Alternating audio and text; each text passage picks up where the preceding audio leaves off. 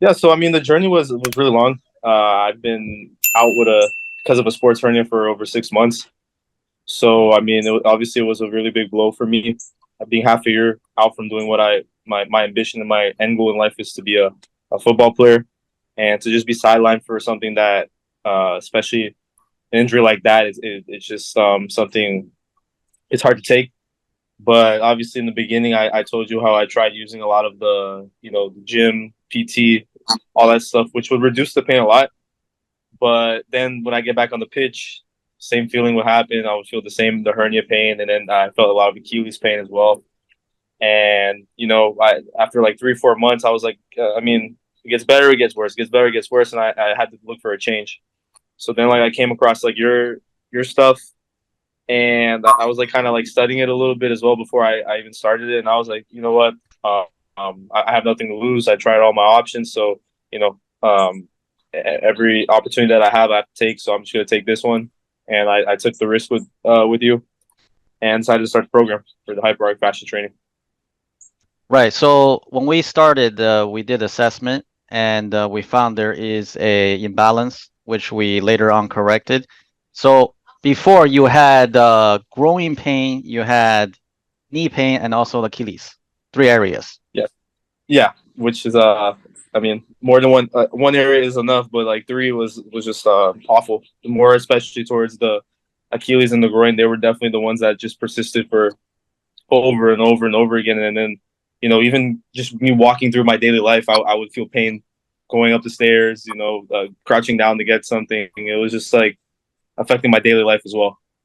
Right. And at the I think on the in the beginning you also had you used the insole for some time. Yeah, yeah, yes, I did. I used it to obviously get rid of the Achilles pain Right. because like it was to the point where I couldn't even walk without, like, if I wasn't barefoot, the Achilles pain would just flare up. Like I couldn't even use shoes. I couldn't use sandals because it was just too painful to use. I had to literally be barefoot everywhere, and it was just a big blow. Right. That journey is similar to Ahmed because Ahmed used to wear an insole for his Achilles problem, and he had his Achilles problem for 4 years. Yeah, yeah. I mean, Gotcha. it just like it was something that would take it temporary, but then uh, once you need to get back into like your daily life and your routine, then it would just like basically block you from doing what you want to do. Right. So at what week did you start to see, like this is it, this is actually working for you? By I would say I remember the Achilles pain. So the main problem was my sports hernia, but the Achilles pain, I was able to get rid of it within the second week. I was able to get rid of the Achilles pain, which was something that was, I told you 3 4 months before I was, calf raises, all that other stuff, all the normal things, and Yeah. it wouldn't help at all. But then I started doing the hyperarch fast training, and I would say after it would come and go, but then by week 4, completely healed the Achilles. So, and to this day, I can, get on my tippy toes. I can, do calf raises if I wanted to, without any Achilles pain. So, after 4 weeks, basically, was able to cure something that was over months of, Right. PT work and stuff like that. Perfect. And talk about the knee and growing. How Yeah. long So did it take you? so for the knee pain, the knee pain was really quick. It was just because I had a knee surgery earlier in the year, and that just like altered my legs so much because I had to keep my legs straight. I couldn't bend it, and I lost a lot of the hyperarch training with the foot functionality and all that stuff. So the knee pain dissipated. I would say after like the first week, it was there, but it wasn't something that taught me a lot. But after 1 week, it was completely healed. And as far as the groin pain was just like I tried to have a lot of patience with it. After the first, I would say after like the first 2 3 weeks, the groin pain healed, and then then obviously there was the hernia to heal, and the hernia took a very long time. It took almost the I would say almost the whole program to heal the hernia. But I mean, just last week it was like week 10, and I was already being able to like kick the ball. Something I couldn't even imagine doing before the program with the groin. But the groin pain, the groin area healed. I would say I saw the most effectiveness around like week 5, week 6. And then now that I'm, especially with the meditation, especially starting to focus a lot more when I do the workouts, I'm really starting to, feel the difference in my body that, once I was just so imbalanced compared to the other. Right.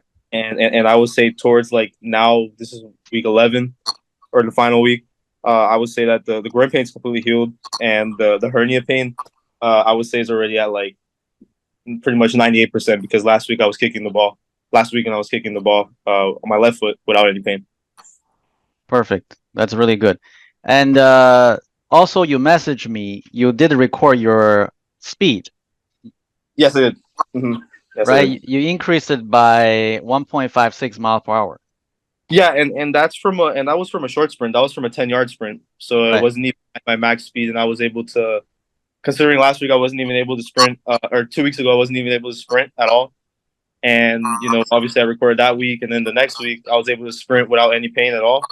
And a 10-yard sprint I did it in 16:56 miles per hour. I mean, usually 16 miles per hour, people need 50 yards, need more than that to get to that speed. So obviously the sprints, just get my confidence back. But I feel after this weekend I'll test myself out, and I think I'm progressing. I'm gonna get faster and faster every single week. Perfect. Yeah, because that's gonna help you in the 50-50 situation. Oh, 100%. And my how can I say this?